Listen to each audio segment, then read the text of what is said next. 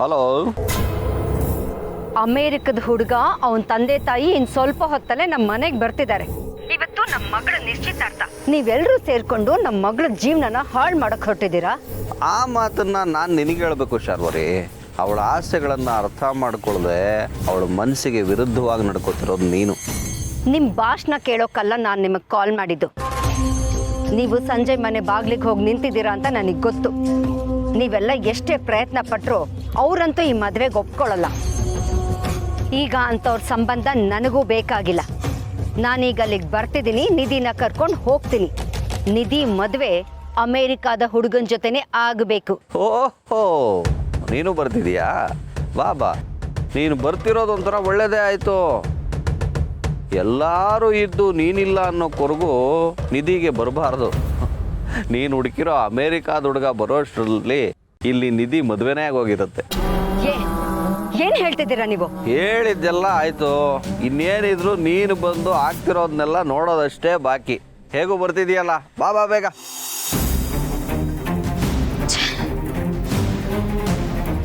ಏನಾಗ್ತಿದೆ ಅಲ್ಲಿ? ಅವರೆಲ್ಲರೂ ಸೇರ್ಕೊಂಡು ಏನ್ ಮಾಡಕ್ ಹೊರಟಿದ್ದಾರೆ? ನನ್ನ ಮಗಳ ಮದ್ವೆ ನಾನು ಅಂದ್ಕೊಂಡ ಹಾಗೆ ನಡಿಬೇಕು. ನಾನು ಸೋಲ್ಬಾರ್ದು. ಆದಷ್ಟು ಬೇಗ ಅಲ್ಲಿಗೆ ಹೋಗ್ಬೇಕು. ನೀವು ಈ ಮದುವೆಗೆ ಒಪ್ಪಿದ್ದು ನಮಗೆಲ್ಲ ಹಾಲು ಕೊಡದಷ್ಟೇ ಸಂತೋಷ ಆಯಿತು. ನೋಡಿ, ಶುಭ ಕಾರ್ಯಕ್ಕೆ 108 ವಿಘ್ನ ಅಂತ ಹೇಳ್ತಾರೆ.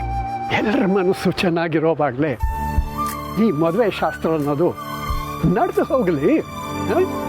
ಆಮೇಲೆ ಬೇಕಾದರೆ ಪ್ರಪಂಚಕ್ಕೆಲ್ಲ ಗೊತ್ತಾಗೋ ಹಾಗೆ ರಿಸೆಪ್ಷನ್ನು, ಸಂಭ್ರಮ, ಅದು ಇದು ಅಂತ ಏನು ಬೇಕಾದ್ರೂ ನಡೆಸಿದ್ರಾಯ್ತು. ಖಂಡಿತ ನಮಗೂ ಒಪ್ಪಿಗೆನೆ. ಮನೆಯವರೆಲ್ಲರೂ ಸಂತೋಷವಾಗಿರೋದಕ್ಕಿಂತ ಇನ್ನೊಂದು ಶುಭ ಲಗ್ನ ಬೇರೆ ಇರುತ್ತಾ?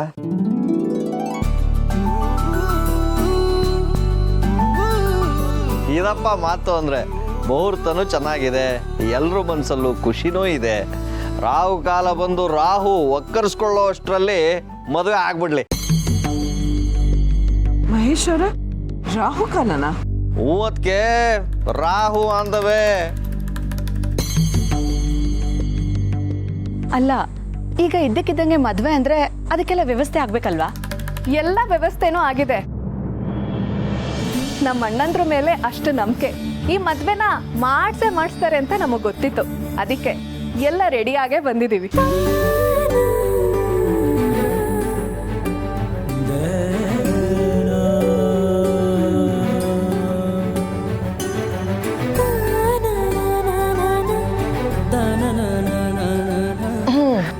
ಇಲ್ಲಿ ನೋಡಿ ಹಾರ, ಇಲ್ಲಿ ನೋಡಿ ಕುಂಕುಮ, ಅಕ್ಷತೆ, ತಾಳಿ ಎಲ್ಲ ರೆಡಿ ಇದೆ. ಅಂತೂ ಈ ಹುಡುಗರು ಹಿಡಿದು ಚಾಲನ ಬಿಡಲ್ಲ ಅನ್ನೋದು ನಿಮ್ಮೆಲ್ರಿಗೂ ಗೊತ್ತಿತ್ತು ಅನ್ನಿ. ನಮ್ಮೆಲ್ರಿಗೂ ಗೊತ್ತಿತ್ತು, ಈಗ ನಿಮಗೆ ಗೊತ್ತಾಯ್ತಷ್ಟೇ. ಇನ್ನು ಯಾಕೆ ತಡ? ತಗೊಂಡು ಬಮ್ಮ ಹಾರ.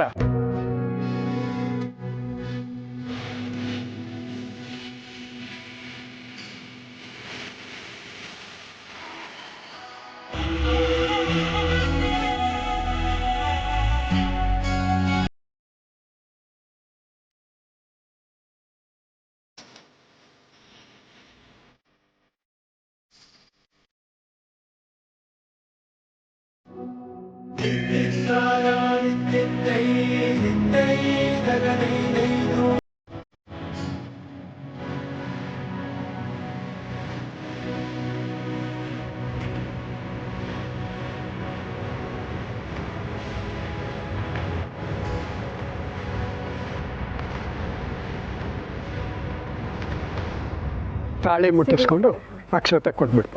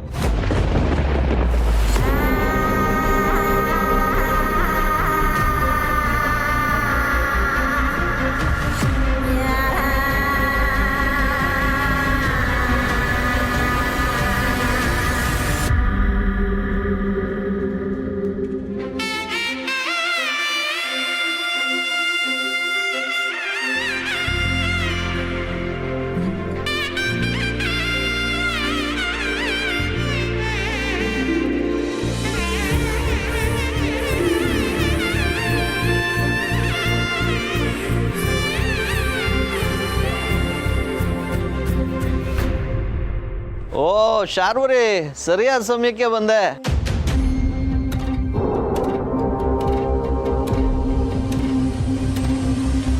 ಅಪ್ಪ ಅಮ್ಮನ ಮುಂದೆ ಮಗಳ ಮದುವೆ ನಡೀತಾ ಇದೆ.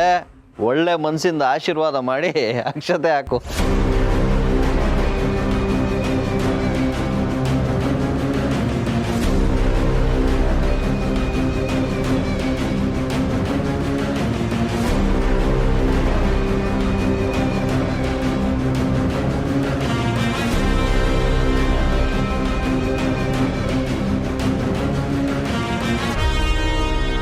ಚಿಕ್ಕಮ್ಮ, ಅದು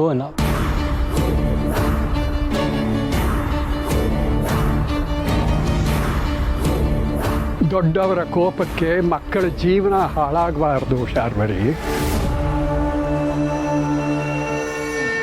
ದೇವರ ದಯೆಯಿಂದ ಮನೆಯವರೆಲ್ಲರ ಸಾಕ್ಷಿಯಾಗಿ ಈ ಮದುವೆ ನಡೆದಿದೆ.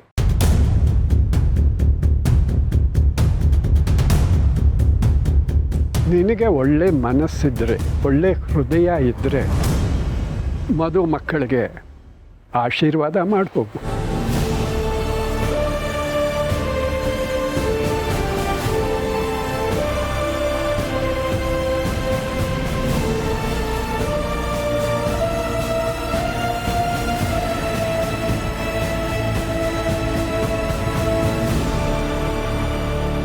ಒಬ್ಬ ತಾಯಿಯಾಗಿ ಅವಳಿಗೆ ಕೋಪ ಬರೋದು ಸಹಜನೇ.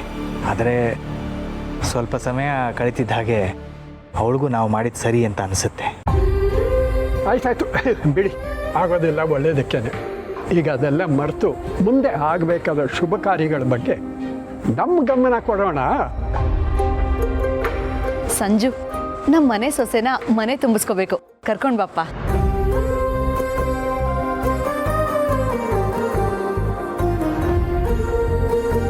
ಆಹಾ, ಈ ಮಾತು ಕೇಳಕ್ಕೆ ಎಷ್ಟು ಚೆನ್ನಾಗಿದೆ. ನಮ್ಮೆಲ್ಲರೂ ನಮ್ಮ ಮನೆಯಿಂದ ಆಚೆ ಹೋಗಿ ಒಂದವ್ರ ಬಾಯಲ್ಲಿ ನಮ್ಮ ಮನೆ ಸೊಸೆನ ಮನೆ ತುಂಬಿಸ್ಕೊಳೋ ಮಾತು ಬರ್ತಾ ಇದೆ.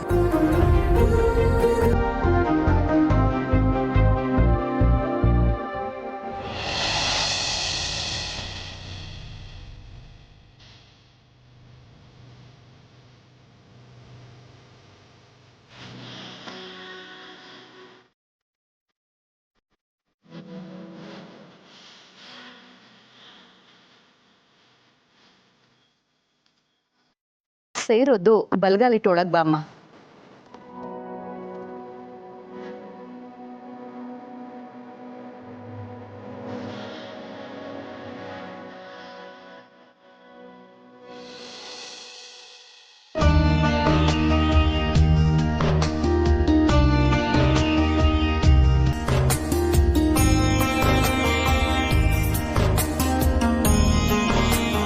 ಒಳ್ಳೆಯದಾಗಲಿ. ಇಷ್ಟು ದಿನ ನೀವು ಎದುರಿಸಿದ ಸಮಸ್ಯೆಗಳೆಲ್ಲ ಇವತ್ತಿಗೆ ಬಗೆಹರಿತು ಅಂತ ಅಂದ್ಕೊಳ್ಳಿ. ಇನ್ನು ಮುಂದೆ ಸಂಜೆ ಜೊತೆ ಜೀವನದಲ್ಲಿ ಚೆನ್ನಾಗಿದೆ.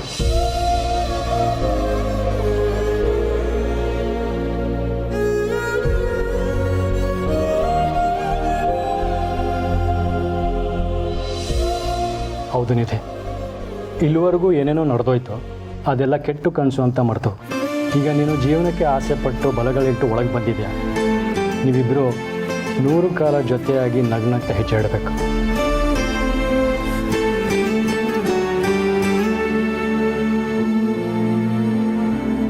ಚಿನ್ಕುರುಳಿ, ಇವತ್ತೇ ಕೊನೆ. ಇನ್ಯಾವತ್ತೂ ನಿನ್ನ ಕಣ್ಣಲ್ಲಿ ನೀರು ಬರಬಾರ್ದು. ಅಕಸ್ಮಾತ್ ಬಂತು ಅಂತ ಅನ್ಕೊಳ್ಳಿ, ಮತ್ತೆ ನೀವೆಲ್ಲ ಧರಣಿ ಕುತ್ಕೊಂಡ್ಬಿಡ್ತೀರಾ ಮನೆ ಮುಂದೆ.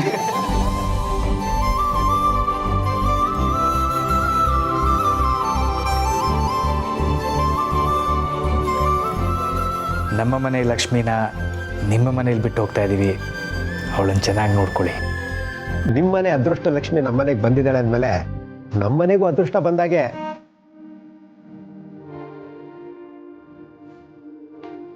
ನೋಡಿ, ನಿಧಿ ಬಗ್ಗೆ ನೀವೇನು ಯೋಚನೆ ಮಾಡಬೇಡಿ. ಅವಳು ಇಲ್ಲಿ ರಾಣಿ ಮಹಾರಾಣಿ ಥರ ಇರ್ತಾಳೆ.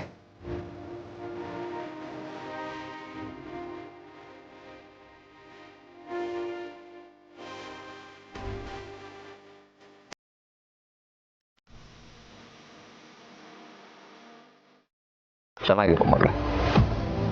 ಡ್ಯಾಡ್, ಮಾಮ್, ಅವಳು ಚಿಂತೆ ಬಿಡು. ಅವಳು ಕೋಪದಿಂದ ನಿನ್ನ ಜೀವನ ಹಾಳಾಗ್ಬಿಡ್ಬಾರ್ದು.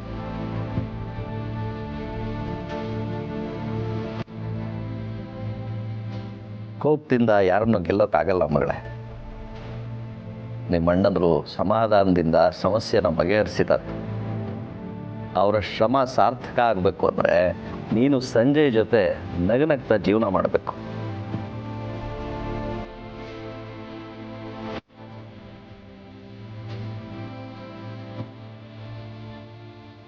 ನನ್ನ ಮಗಳು ಮದುವೆ ಆಗೋಯ್ತು, ಆದರೆ ಇನ್ನೂ ಅವಳು ನಮಗೆಲ್ಲ ಪುಟ್ಟ ಮಗುನೇ.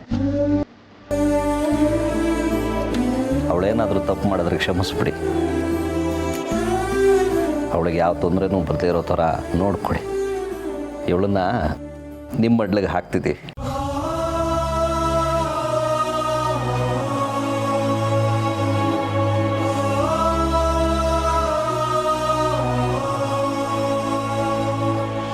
Thank you so much Deepika. Nidhi, ಮನೆಯವರೆಲ್ಲ ಇಷ್ಟು ಹೋರಾಟ ಮಾಡಿ ನಿಮ್ಮ ಮದುವೆ ಮಾಡಿದ್ದಾರೆ. ಅವರೆಲ್ಲರ ಪ್ರೀತಿಗೂ ಧಕ್ಕೆ ಬರದೇ ಇರೋ ಹಾಗೆ ನೀವಿಬ್ಬರು ಜೀವನ ಮಾಡಬೇಕು. Happy married life. Thank you so much. Happy married life.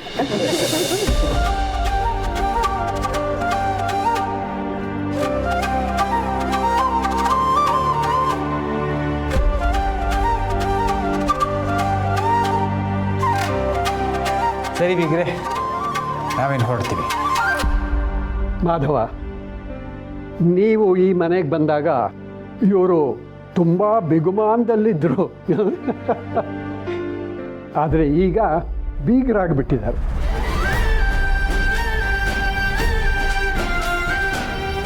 ಈ 3 ಜನ ಮಕ್ಕಳು ಬ್ರಹ್ಮ, ವಿಷ್ಣು, ಮಹೇಶ್ವರರ ಹಾಗೆ ಈ ಒಂದು ಸಂಬಂಧಕ್ಕೆ ಬೆಸುಗೆ ಹಾಕಿ ಅವರ ಒಂದು ಹೊಸ ಜೀವನಕ್ಕೆ ನಾಂದಿ ಹಾಡಿದ್ದಾರೆ. ಆಯ್ತಪ್ಪ, ಎಲ್ರಿಗೂ ಒಳ್ಳೇದಾಗಲಿ. ನಾವಿನ್ನು ಹೊರಡ್ತೀವಿ. ಆಯಿತು, ಮಗಳನ್ನ ನೋಡೋದಕ್ಕೆ ಆಗಾಗ ಬರ್ತಾ ಇರಿ. ಇನ್ನೂ ಕರೆಯೋದು ಕಳಿಸೋದು ಶಾಸ್ತ್ರಗಳೆಲ್ಲ ಇರುತ್ತಲ್ಲ, ಬರ್ತಾರೆ ಬಿಡಿ.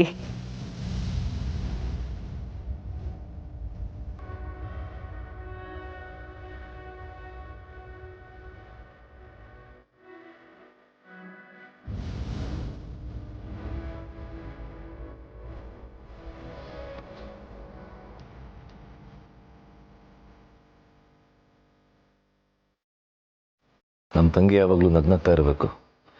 ಅದಕ್ಕೆ ತಾನೇ ನಾವಿಷ್ಟೆಲ್ಲ ಮಾಡಿದ್ದು. ಈ ಅಣ್ಣಂದ್ರು ಎಲ್ಲೇ ಇರಲಿ, ನಿನಗೆ ಯಾವಾಗಲೂ ಕಾವಲಾಗಿರ್ತಾರೆ. ಖುಷಿಯಾಗಿರು.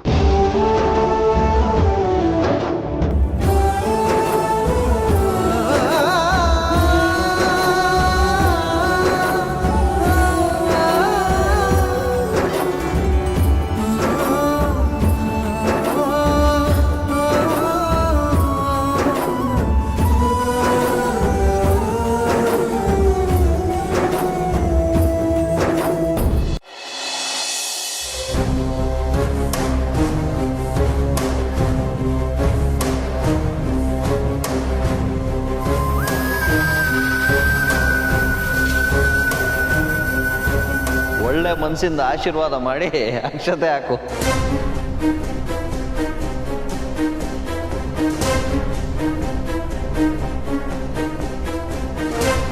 ನನ್ನ ವಿರುದ್ಧವಾಗಿ ನನ್ನ ಮಗಳು ಮದುವೆ ಮಾಡಿಬಿಟ್ರಲ್ಲ. ನನ್ನ ಮಗಳ ಬಗ್ಗೆ ನಾನೆಷ್ಟು ಆಸೆ ಇಟ್ಕೊಂಡಿದ್ದೆ, ಎಷ್ಟು ಕನಸುಗಳನ್ನ ಕಟ್ಕೊಂಡಿದ್ದೆ. ಆದರೆ ಅವಳು ಮದುವೆನ ಬೀದಿರ್ ಮಾಡಿಬಿಟ್ರಲ್ಲ. ನನ್ನ ಮಗಳ ಜೀವನನೇ ಹಾಳು ಮಾಡಿಬಿಟ್ರಲ್ಲ. ಬಿಡಲ್ಲ, ನಾನು ನಿಮ್ ಯಾರನ್ನೂ ಸುಮ್ಮನೆ ಬಿಡಲ್ಲ. ನನ್ನ ಮಗಳ ಮದುವೆಗೆನೆ ನಾನೇ ಹೊರಗ್ನವಳು ಹಾಗೆ ಹೋಗ್ಬೇಕಾಯ್ತು. ನನಗೆ ಗೊತ್ತಿಲ್ಲದೆ ನನ್ನ ಮಗಳ ತಲೆ ಕೆಡಿಸಿ ಅವಳು ಮದುವೆ ಮಾಡಿಬಿಟ್ರಲ್ಲ.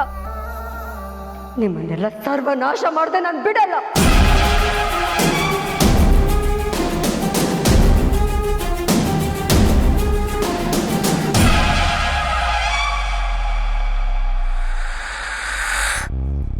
ನಿಧಿ ಮದುವೆನ ಅದ್ದೂರಿಯಾಗಿ ಮಾಡಬೇಕು ಅನ್ಕೊಂಡಿದ್ದೆ. ನನ್ನ ಕನಸುಗಳೆಲ್ಲ ನುಚ್ಚು ನೂರಾಗೋಯ್ತು. ಯಾಕೆ ಮಗಳೇ, ಯಾಕೆ ಹೀಗೆ ಮಾಡ್ಬಿಟ್ಟೆ? ಈ ಅಮ್ಮನ ಮಾತು ಕೇಳದೆ ನೀನು ದೊಡ್ಡ ತಪ್ಪು ಮಾಡ್ಬಿಟ್ಟೆ. ನಿನ್ನ ಮದುವೆಗೆ ನನ್ನ ಒಪ್ಪಿಗೆ ಬೇಕಾಗಿರ್ಲಿಲ್ವಾ? ನನ್ನ ಆಶೀರ್ವಾದ ಬೇಕಾಗಿರ್ಲಿಲ್ವಾ? ಈ ತಾಯಿ ನಿನ್ನಿಂದ ಅಷ್ಟು ದೂರ ಆಗ್ಬಿಟ್ಲ.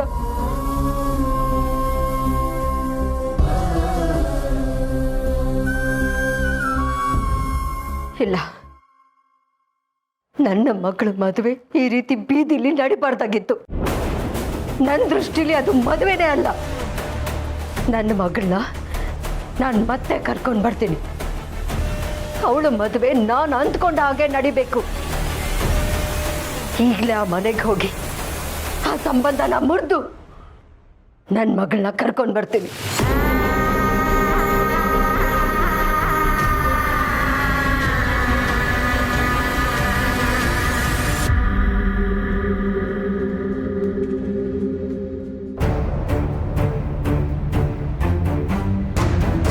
ಅತ್ತೆ,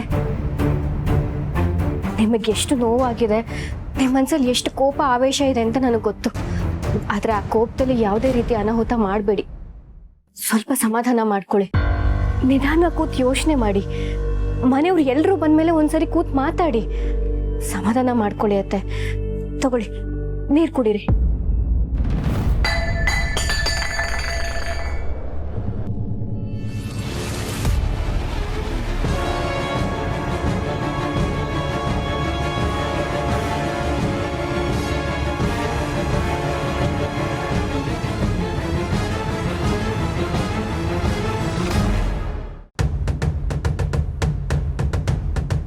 ಎಷ್ಟು ಸಿಟ್ಟು ಒಳ್ಳೇದಲ್ಲ. ನಿನ್ನ ಸಿಟ್ಟು ನಿನ್ನನ್ನೇ ಸುಡುತ್ತೆ. ನನ್ನ ಮಗಳ ಜೀವನಕ್ಕೆ ಬೆಂಕಿ ಹಚ್ಚಿ ಈಗ ನನ್ನನ್ನೇ ಸುಡೋ ಮಾತಾಡ್ತಿದ್ದೀರಾ? ಶಾರ್ವರಿ, ಮಗಳು ಇಷ್ಟಪಟ್ಟಿರೋನ್ನ ಮದುವೆ ಆಗಿದ್ದಾಳೆ, ಸಂತೋಷವಾಗಿ ಗಂಡನ ಮನೆಗೆ ಹೋಗಿದ್ದಾಳೆ. ಅಂಥದ್ರಲ್ಲಿ ಅವಳ ಜೀವನ ಹಾಳಾಗೋದಕ್ಕೆ ಹೇಗೆ ಸಾಧ್ಯ? ಬಾಯಿಗೆ ಬಂದಿದ್ದು ಮಾತಾಡಬೇಡ. ಹೌದು ಶಾರ್ವರಿ, ನಾವೆಲ್ಲರೂ ಅನ್ಕೊಂಡಾಗೆ ನಿಧಿ ಆ ಮನೆಗೆ ಸೊಸೆಯಾಗಿ ಸೇರಿದಾಳೆ. ನಾವೆಲ್ಲರೂ ಅನ್ಕೊಂಡ ಹಾಗಲ್ಲ, ನೀವ್ಗಳು ಅನ್ಕೊಂಡ ಹಾಗೆ. ನನ್ನ ಮಗಳ ಮದ್ವೆ ಬಗ್ಗೆ ಏನೇನೆಲ್ಲ ಕನ್ಸ್ಕೊಂಡಿದ್ದೆ. ಅವಳ ಮದ್ವೆ ಅದ್ದೂರಿಯಾಗಿ ಆಗ್ಬೇಕು, ಎಲ್ರ ಕಣ್ಣು ಕುಕ್ಕೋ ಹಾಗೆ ಅವಳು ಮದ್ವೆ ಆಗಿ ಅಮೆರಿಕಾಗ್ ಹೋಗ್ಬೇಕು ಅನ್ಕೊಂಡಿದ್ದೆ. ಮದ್ವೆ ಆಗ್ಲಿ ಜೀವನ ಆಗ್ಲಿ ಮತ್ತೊಬ್ರು ನೋಡಿದ್ರೆ ಹಾರೈಸೋ ಹಾಗಿರ್ಬೇಕೇ ಹೊರತು ಕಣ್ ಕುಕ್ಕೋ ಹಾಗಿರ್ಬಾರ್ದು. ಕಣ್ಣು ಕುಕ್ಕೋದಕ್ಕೂ ಕಣ್ಣು ತುಂಬಿಕೊಡೋದಕ್ಕೂ ತುಂಬ ವ್ಯತ್ಯಾಸ ಇದೆ ಶಾರ್ವರಿ. ಮಗಳ ಮದುವೆನ ಕಣ್ ತುಂಬಿಕೊಂಡಿದ್ದೀವಿ. ಅವಳಿಗೆ ಒಳ್ಳೇದಾಗ್ಲಿ ಅಂತ ಹಾರೈಸಿ ಸಂತೋಷ ಪಡಿ. ಸಂತೋಷನ? ಅರಮನೆಯಲ್ಲಿ ನಡಿಬೇಕಾಗಿದ್ದ ನನ್ನ ಮಗಳ ಮದ್ವೆನ ಹಾದಿ ಬೀದಿಲ್ ನಡೆಯೋ ಹಾಗಾಯ್ತು. ಅದನ್ನೆಲ್ಲ ನೋಡ್ಕೊಂಡು ನಾನು ಸಂತೋಷ ಪಡ್ಬೇಕಾ? ಶಾರ್ವರಿ, ನಿನಗೆ ಹೇಳ್ತಿರೋದು. ಮಹೇಶ್, ಶಾರ್ವರಿ, ಒಬ್ಬ ತಾಯಿಯಾಗಿ ನೀನು ಹೊಂದ್ಕೋತಿರೋದು ತಪ್ಪಲ್ಲ. ನಿನ್ನ ಪರಿಸ್ಥಿತಿ ಏನು ಅನ್ನೋದು ನನಗೆ ಅರ್ಥ ಆಗತ್ತೆ. ಆದರೆ ಸ್ವಲ್ಪ ತಾಳ್ಮೆಯಿಂದ ಯೋಚನೆ ಮಾಡು.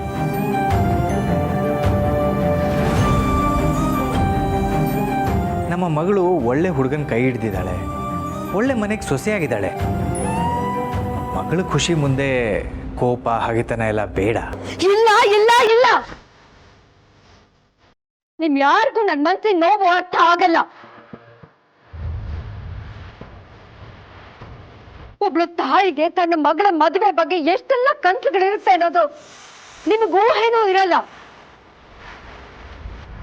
ನೀವೆಲ್ರೂ ಸೇರಿ ನನಗ್ ಮೋಸ ಮಾಡಿ ನನ್ನ ಮಗಳ ಮದುವೆ ಮಾಡ್ಬಿಟ್ರಿ. ಹಾಗಂತ ನಾನ್ ಸುಮ್ನೆ ಇರಲ್ಲ. ನಾನು ಈಗ್ಲೇ ಅಲ್ಲಿಗೆ ಹೋಗಿ ಅವಳನ್ನ ಕರ್ಕೊಂಡ್ ಬರ್ತೀನಿ.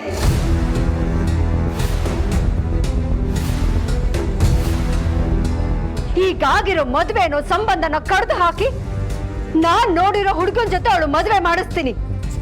ಆಗ್ಲೇ ನನಗ್ ಸಮಾಧಾನ. ಶಾರ್ವರಿ, ಇದೆಲ್ಲ ಅತಿ ಆಯ್ತು. ನಿಜವಾಗ್ಲೂ ಮಗಳ ಜೀವನನ ಹಾಳು ಮಾಡಕ್ ಹೊರಟಿರೋದು ನೀನು. ಹಾಗಂತ ನೀವ್ ಅನ್ಕೊಂಡಿರ್ಬೋದು ಅಷ್ಟೇ. ನಾನ್ ನೋಡಿರೋ ಹುಡುಗ ಅಮೆರಿಕಾದಲ್ಲಿದ್ದಾನೆ. ಅವನು ನಿಧಿನ ಇಷ್ಟಪಟ್ಟಿದ್ದಾನೆ. ದೊಡ್ಡ ಮನೆತನ. ಹೀಗಿರುವಾಗ ಅವಳ ಜೀವನ ಹೇಗ್ ಹಾಳಾಗುತ್ತೆ? ಆದ್ರ ಆ ಹುಡುಗನ್ನ ನಮ್ ನಿಧಿ ಇಷ್ಟಪಟ್ಟಿಲ್ವಲ್ಲ. ಅದು ಅಲ್ಲದೆ ನಿಧಿಗೀಗಾಗ್ಲೇ ಮದುವೆ ಆಗೋಗಿದೆ ಶಾರ್ವರಿ. ನನ್ನ ಪ್ರಕಾರ ಅದು ಮದುವೆನೇ ಅಲ್ಲ. ನಿಧಿ ಆತ್ರ ಪಟ್ಟು ನಿಮ್ಗಳ ಮಾತ್ ಕೇಳಿ ಹೀಗೆಲ್ಲ ಮಾಡ್ಕೊಂಡಿದ್ದಾಳೆ. ನಾನು ಹೋಗಿ ಅವಳಿಗೆ ಬುದ್ಧಿ ಹೇಳಿ ಅವಳನ್ನ ಕರ್ಕೊಂಡು ಬರ್ತೀನಿ. ನಾನೇ ಮುಂದೆ ನಿಂತು ಅವಳು ಮದುವೆ ಮಾಡ್ತೀನಿ.